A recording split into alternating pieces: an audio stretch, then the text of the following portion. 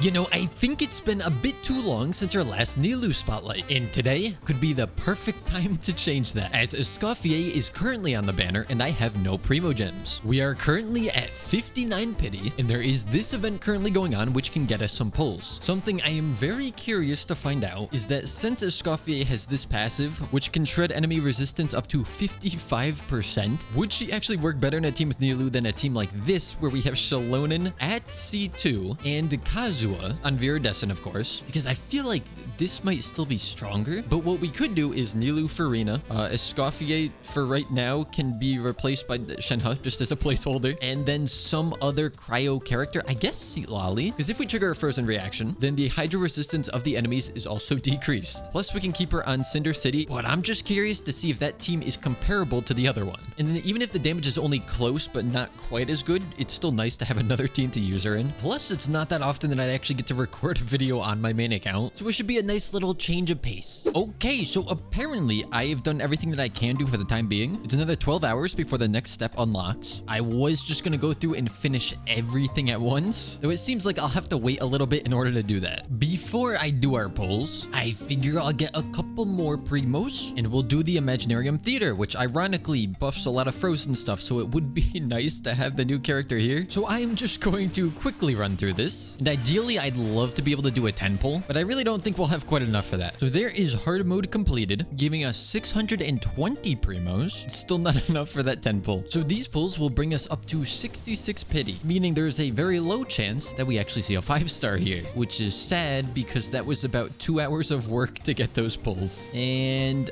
I only got blues. Okay, so I got the $15 pack because I never bought it, which means I essentially got double the value, you know? So there is our gold. Now, I don't even want to say the bad thing that could happen here. I don't want to put those thoughts into the universe. My Nilou would love to make a new friend here.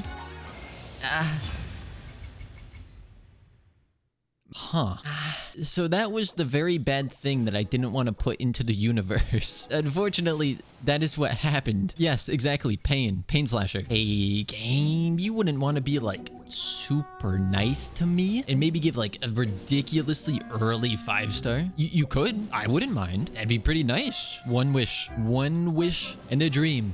A dream has been crushed. Yo, I'm just saying, look at this. The value for this $100 pack, it's pretty much $2 per fate. You know what else you can get for $2? A pack of Haichu. I could get 50 packs of Haichu, or potentially a character in this game. If I wasn't turning this into a video, I would not spend the money. But for the sake of giving you something to watch, I will get us some more wishes. And I've already decided I don't care about her weapon. I don't care about her constellations. I just want one copy of this character because I plan to use her on a Nilou team. So all the extra attack from her signature weapon isn't really something I need. Would it be nice to have it? Sure. But I just want one copy of Escoffier. And I'm very afraid that we're not even going to get that here, because $100 gets you 50 wishes. And I don't know if you guys were interesting. I don't know if you guys were aware of this, but 50 wishes doesn't get you up to pity. So from the purchase, that's the last wish that we can do. What I'm now also able to do is grab 3 wishes here. This is sad. And do 3 more pulls, which gets us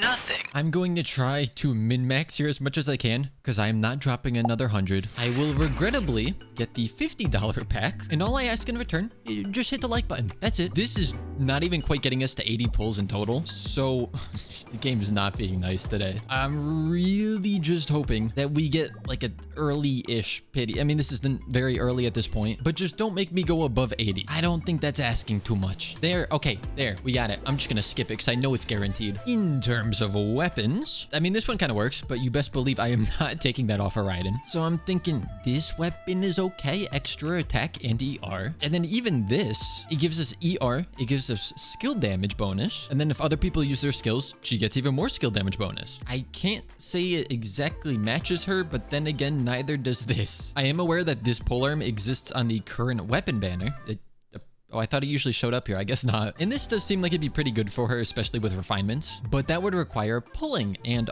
no. I imagine this one's gonna be better simply because we can max refine it. After a bit of consideration, it could be worth putting the deathmatch on her. Not just for the crit rate and attack percent, but also it matches her decently okay. However, I've not been using my Hu Tao much recently, so I could give her Staff of Homa. And at least for right now, that's what I'm gonna do. The best part about using her in a Nilou team is that there's really only one thing I need, and it is this passive, because that's the only thing in her kit that actually reduces the enemy's resistances. The rest is mostly just healing or her own personal damage. One unfortunate little bit of information is if we go to Golden Troop, very good set for her, we could see I don't have anything. For the time being, I could run at least a 2-piece of the Finale of the Deep Galleries, which would get us some cryo damage bonus.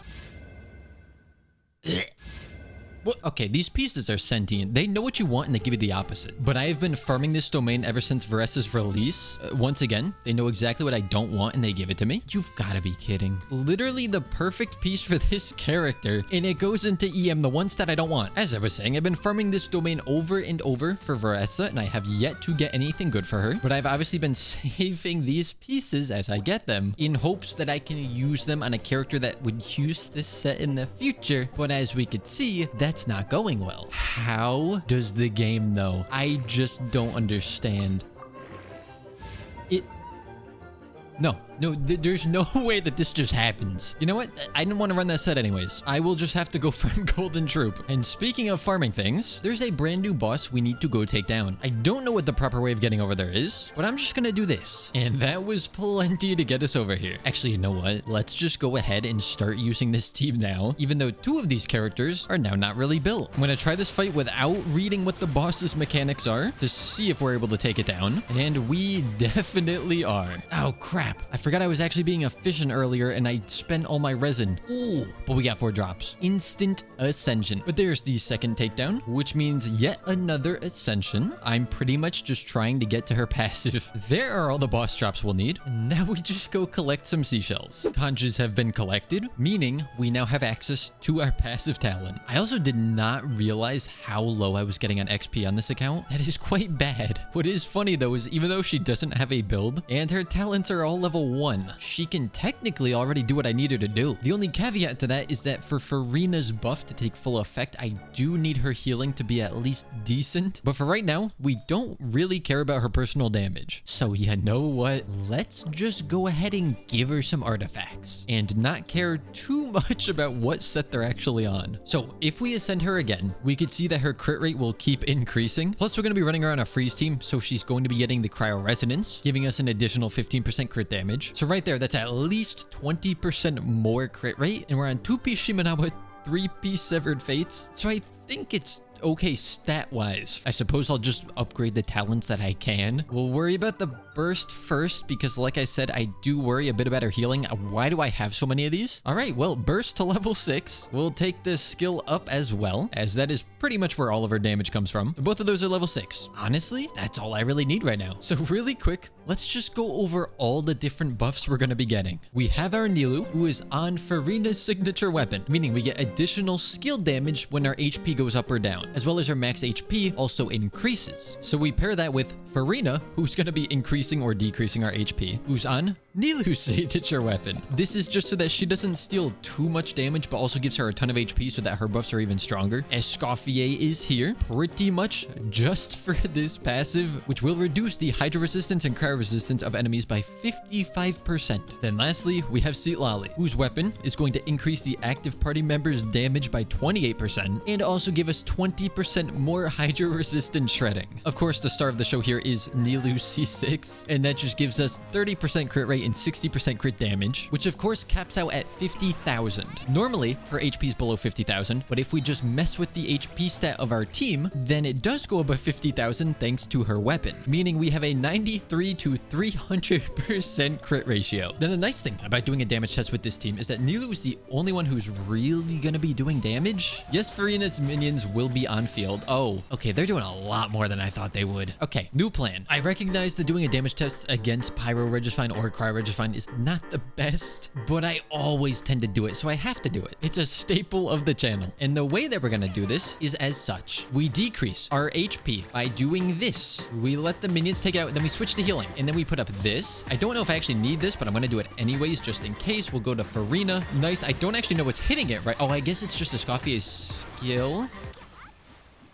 So even with Farina on healing mode, it still dies before a full rotation. That's unfortunate. Ooh, actually, I do want to test this out. Let's go fight Mara Scoosh, as I not only want to test damage here, but I want to see if Escoffier can take out all of its little electro summons, as those are always such a pain for me to deal with. And I'm going to try to do the same thing here, where I don't let Farina's minions actually hit him when we're doing damage. All right, here we go. Escoffier, this is all up to you, and I'm going to put up the shield just for safety. It can destroy the ones flying in one hit, as expected. And wow, yeah, oh, that is so good for this. Oh, it's worth pulling the character just for that alone. Okay, switch modes before we go up there. Then we'll burst here, put up the heal, put up this, and that. And then please don't die on me. We'll do this. And then we'll start using the skill, which hits for 110,000, essentially with no reaction, because it's not like we're doing Vaporize or anything. I really want to test this team out against the team with Kazuha and Shallonen, but I need to find an enemy or just something that allows me to actually test them out, because most things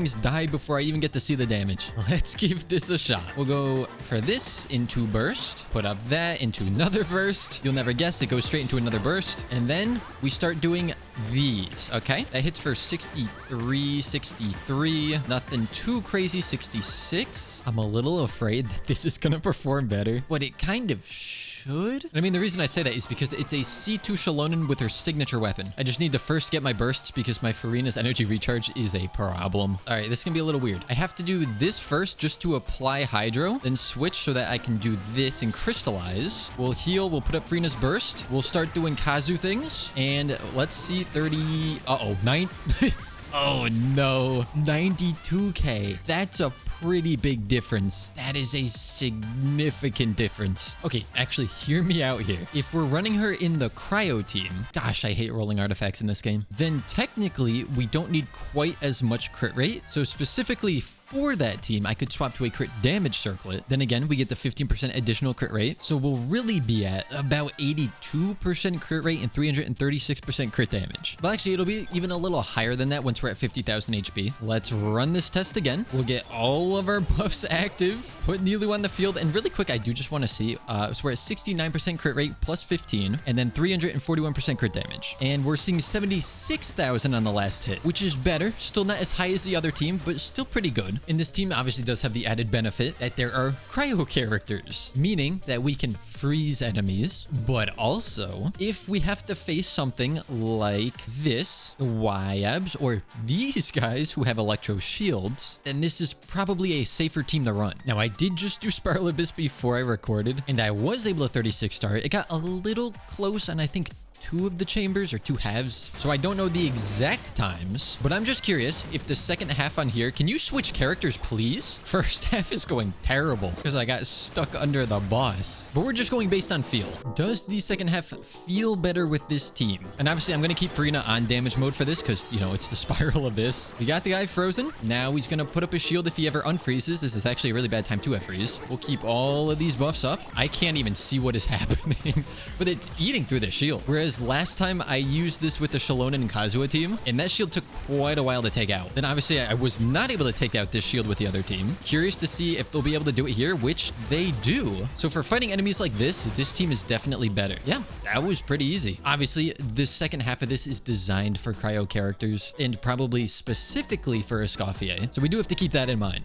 Then we got Big Construct Man, and back to the second half, we have this guy, one little robot man. But don't worry, he won't be alone for long. All buffs go up and we start swinging. Ooh, 140,000, 200,000. That's because we're hitting some vaporizes, but still love to see the damage. Y-Ab also goes down very easily. The thing didn't even get to move. I almost feel bad, but because of how annoying this is on all the other accounts, I don't. Next up, we fight some water. Apparently Mavuika died at some point, even though she didn't die while on field. The Genshin Impact trademark, of course. And finally, we have beasts. 2 little beast things, which we can very easily take out because they're frozen in cannot move. Then another beast, who also gets frozen. Little burst action. Farina actually got her burst up in time. That is unheard of on my account. Final guy spawns. We're still at 8.5 minutes. That was definitely a much easier 36 star. Again, it is catered towards cryo characters, but I'm also not exactly using Escoffier the way that they want you to, because I feel like she's more so designed to buff a cryo main DPS, not a hydro. Can I just say though, it's so funny essentially having an 84 to 341% crit ratio. Those numbers just seem ridiculous. Of course, the Nilou team is fun, but another team that I did test out when I made the first video about Escoffier is kind of just a passive DPS team. Now for this, I would like Escoffier's build to be a bit better. Stat-wise, it's not terrible, but we don't have the artifact sets that I would like, and we're obviously not max ascended, nor are our talents maxed out. This is also when her signature weapon would be a little more valuable, but now I could just do this on my main account, where they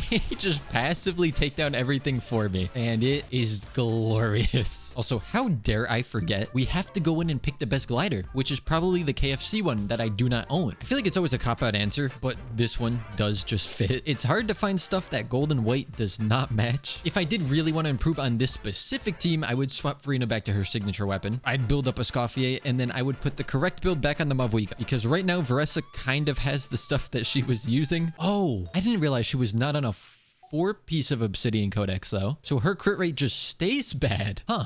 Oh, okay, that's good to know. That's why I've been trying so hard to get a good set for Veressa, and it has not been going well. Speaking of artifacts though, how much do I have? I have a decent amount. Let's go ahead and turn all of these into golden troop, because I can't craft this set in here anyways. Then I'll just continue to farm this set for Veressa and turn it all into golden troop so I can build 2 characters at the same time. Java, being efficient and smart. Ooh, oh. I was just talking about Mavuika, but this is not Obsidian Codex. However, would be a pretty good off piece. If it doesn't roll there. Ooh, okay, double crit. Another double crit. Okay, I haven't rolled them yet, obviously, but from that, I can't complain. We go again. Crit damage, could roll crit rate. Ooh, HP double crit. Ooh, crit rate. Oh. I mean, we don't really need crit rate as a main stat for Escoffier, but just in general, that could be a good piece. Because Escoffier being cryo and usually having cryo resonance, plus ascending into crit rate, doesn't really need more crit rate. Oh, wait, this is so good for Farina. Could also be good for Nilou, but that's so good for Farina. Bro, heck with Escoffier. This is just a fantastic crafting session. And, I mean, yeah, I'll keep it for my golden troop Nahida, of course. That is something I definitely have. Double crit. I guess this is where all my luck went. It was not in the pulls, it was not in the rolls, but it was in the crafting. Geez, how much have I farmed that domain? I knew I farmed it a lot, but I didn't think I had this much crafting I could do. Attack percent double crit. That could be good. I say could be because there was a scary stat on that piece. We are finally reaching the end. I'm hoping that I've gotten enough for a full set. I'm also hoping that I have enough to power some of these up. Okay, I know this is not what we're here to do, but I am so here to do this. Let's see how this piece rolls. First, energy recharge. You know, I would like crit, but my Farina really does need ER, so that's okay. Okay. The game has decided she will have energy recharge. Crit rate, cool. And the last stat goes to more ER. So by switching to this, I get a little less crit damage, but more ER, a little bit of HP, and it's on set, which means I could swap something else offset. I was not expecting to upgrade my Farina today. Ooh, scary stats now here. Other stats, fantastic. No, I don't want to roll it. I'll keep it for now, but I don't want to roll it. So now I could do an off-piece circlet. And then if I were to put you back onto your signature weapon, you would have an 85 to 195 crit ratio and 150% ER. That is better. But now back to Escoffier. Wait, I already have a good goblet. Oh, fantastic. And I guess I am going to continue rolling this piece, as that's the only other double crit feather that I have. Oh, we are cooking. That's a pun, because she's a chef. Feel free to laugh. Okay, stop laughing. It's not funny anymore. It's no longer funny when... Oh, that could have been such a good piece, but now it sucks. On the bright side, I'm on a 5-piece set of Golden Troop, so as long as the others do not roll poorly, we're okay. We are not looking okay.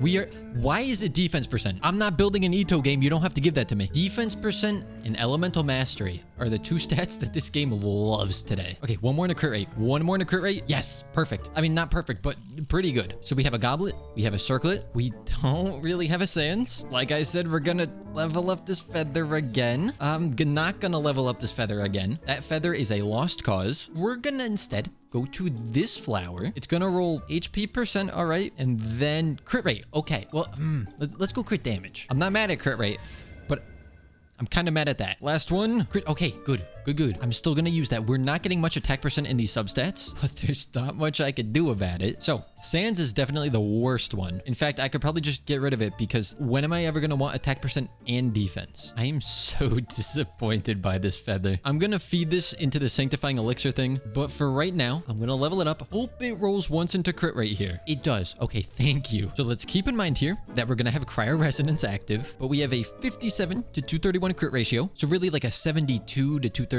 Of course, I do plan on getting a better feather. Unfortunately, our energy recharge is also a bit lacking. So I might just try to get a feather with crit rate and energy recharge and not worry too much about crit damage, as 231 is good enough. I did also swap some pieces around with my Nilou. So she has 2% less HP, and this is with the passive of this weapon active. So we're still just barely clearing that 50,000, but we have about 1.2% more crit rate. With the cryo resonance, brings it up to about 85% crit rate. We are really trying to min-max this here. I don't know why my ping is so much worse today than it was yesterday, but really quickly, I do just want to do one final little damage test of sorts. So once again, we'll set up everything because this enemy can actually withstand that much damage, and then, excuse you, 83, crit, please, crit.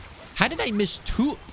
Did I just miss 3 skill crits in a row? The third hit of her skill is the one that hits the hardest, and I'm pretty sure I just missed critting on it 3 times in a row. Let's try that again. I have no idea what this enemy's resistances are like. We'll cycle through our rotation, and if we go to Nilou and actually crit this time, we missed a crit. I missed another crit.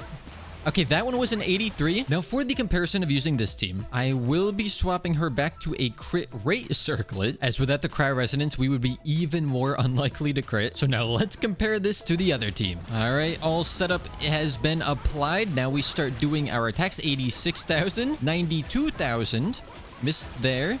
The enemy's not letting me hit it. 74,000. So once this team has all of its buffs up, it does perform better than the other one, at least in terms of raw damage. There's something else I guess we can consider is the fact that if Escoffier is built properly, she'll also be doing some damage. I don't know if that damage is enough to make up for the damage lost from all the buffing here, but I imagine it makes the comparison a bit closer. The one thing I was kind of overlooking is the fact that this team then allows me to use Shalonen and Kazuha on a different team, which is actually pretty good. With that being said, though, I hope you guys did enjoy, and as always, I shall see you all next time.